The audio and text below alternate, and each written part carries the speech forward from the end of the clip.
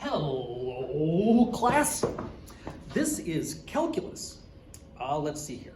We are talking about 9A, Introduction to Integrals. All right. Earlier this year, we sketched the antiderivative. We said that if there was an x-intercept in the derivative, that meant the slope was 0 of the function. So that had to either be an absolute maximum, a local maximum or a local minimum. Now, this is the derivative, so these are the slopes of this. The outputs go from negative to positive. So at 0, so if the slopes are negative, that means going down. Positive, that means the slope is going up. So negative slopes to positive slopes, this would have to be a local minimum. So we'll put that up here on our sketch of the function. So this is the function, this is the derivative. Okay. Now, where should we put it? We don't know. We know there's a local minimum somewhere, but based on this information, we don't know how far up or down to put it. So we're just going to have to put it somewhere. Let's put it to there. Okay. Now, these slopes are getting bigger. So that means this is getting steeper. So it looks something like this. Okay. The next one. There's 2 spots where the slope is 0. All right, so here and here are where the slope is 0. So let's see what these have to be. This is going from positive to negative and negative to positive. So positive to negative, that would be a local max. And negative to positive, that would be a local min. So where do I put my max? We don't know. So somewhere at -1 something, there's a maximum. I'll just put it here for no particular reason. And at 1 something, there's a minimum. So I'll put that here for no particular reason.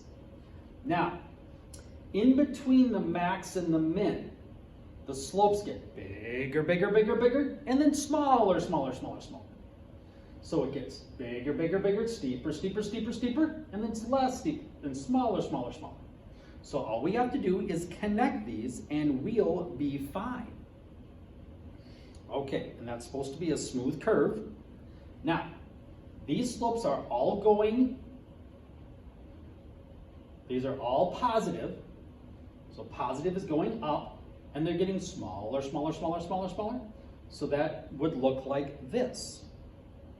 So these slopes are getting smaller, smaller, smaller, smaller, smaller, like that. Now here, they're getting bigger, bigger, bigger, bigger, bigger. So I go like this. Okay, now, if we look at each formula, what can you tell about the antiderivative? The antiderivative, that would be this graph, by looking at the formula.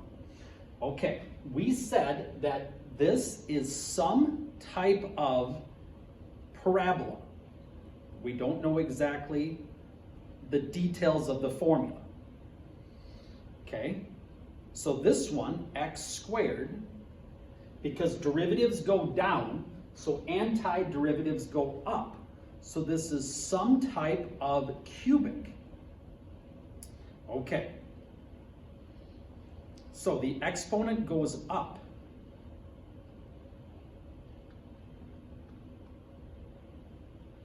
All right. Now, can we find a formula for the antiderivative given the formula? So this is the new part, going from this formula to this formula. So we've already sketched it. We've already talked about the fact that the exponent goes up. But now, can we be more specific? Interesting. Okay, so can we find a formula for the antiderivative? Okay, let's check it out. So if this is the function, what's the derivative? Okay, so this, when you find derivatives, you take 2, you multiply it by the number in front, so 2 times 1/2, and then the exponent goes up when you're, what was I saying? We're taking derivatives, so it goes down by 1. So the new exponent would be 2 minus 1, which is 1. So 2 times 1/2 is 2 halves, or 1x to the first. Those ones are there for emphasis, not necessity, so my final answer is x. Okay, so this derivative is 3 times 2, 6x squared. The next derivative is 4x cubed. And the final derivative is 4x cubed. Now what happens to the 3? The derivative of a constant drops out. It's 0. Okay. Now copy each answer below. Your answers are the new problems. Try to find the antiderivative of each of these problems.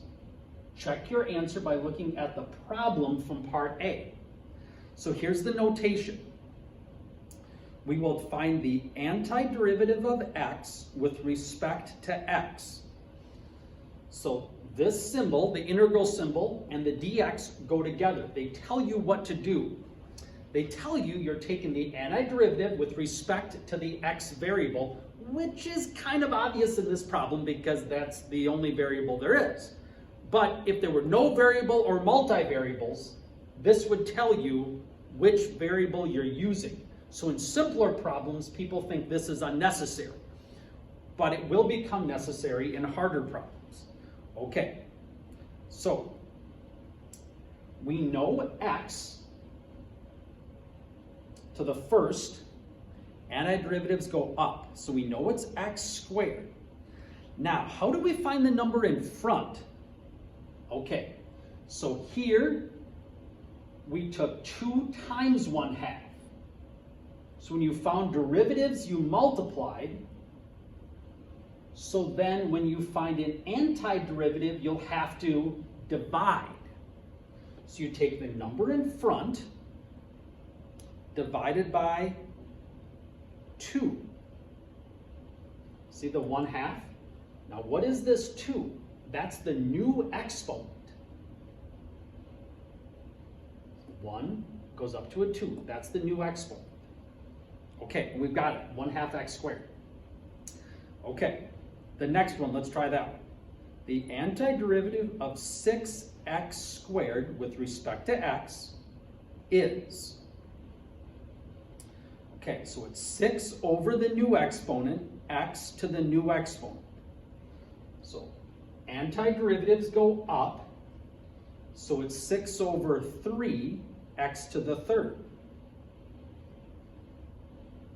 All right, the next one, let's try that one. The antiderivative of 4x to the third with respect to x is 4 over the new exponent, x to the new exponent. So 4 over 4 is 1, so we get x to the fourth. Look, x to the fourth, x to the fourth. Everything's fine. Okay, let's try the last one. The antiderivative of 4x to the third with respect to x. Well, that's the same as the last problem. 4x to the third, 4x to the third. So the antiderivative of this is 4 over the new exponent, x to the new exponent, which is x to the fourth. And everything's fine. wait, x to the fourth plus 3, everything's not fine. This one worked, x to the fourth, but since the derivative of 3 was 0, what's the antiderivative of 0? You couldn't know it was a 3, because that could have been like a 5. The derivative of 5 is still 0. The antiderivative of 0, it's some number, but we don't know which one. So, we don't know which one. We're going to put a plus c here. So there could be some number at the end, but we don't know what it is. So the plus c, that moves the graph up or down. Remember we said earlier, we didn't know where it was, up or down? It's the same idea here. You can't tell what the number at the end was, this plus 3. So if you graph this, 4x to the third, you don't know where to put it, up or down. Because you're losing information. When the 3 goes down to a 0, you can't backtrack and take the 0 and figure out that it came from a 3. So what I'm saying is all of these problems need a plus c. There could have been a number here, but you can't figure it out from this information, like 4x to the third. There could have been a number, actually, I misspoke slightly. It could have been x to the fourth, like plus 5. There could have been a number here, and you can't figure out what it is. So you always need a plus c when you're taking an integral or finding the antiderivative. You can't figure out what the number at the end was. Okay, so we always need that plus c for good measure. Okay, additional notes. So here's a little better explanation for what the dx is for. So the antiderivative of 5 with respect to x. Okay, so the antiderivative of 5, you could think of 5 as 5x to the 0. Now the antiderivative of 5x to the 0 with respect to x. So I knew to put an x there because the dx. Now antiderivatives go up by 1. So that's 0 plus 1. So it's 5 over the new exponent, x to the new exponent. And then 5 over 1 is the same as 5, and x to the first is the same as x. So the antiderivative of 5 is 5x. But how did we know it was an x? Because of the dx. We'll look at this one. This is the antiderivative of 5 with respect to y.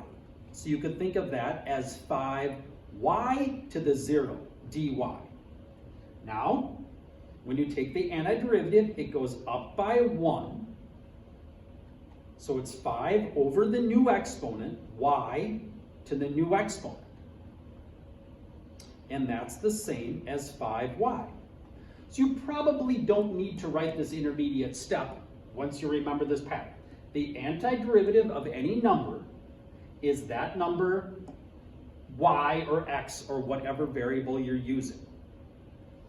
All right, let's try this one. The antiderivative of z squared plus 6z plus 4, technically this should have been in parentheses.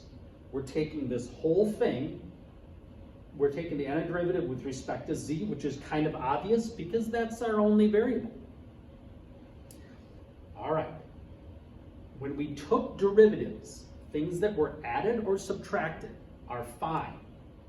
You can take the derivative of those. So the same goes for the antiderivative. So the number in front of the z is a 1. So it's 1 over the new exponent. 2 goes up to a 3, z to the third. Plus 6 over the new exponent. 1 goes up to a 2, z squared. Plus 4.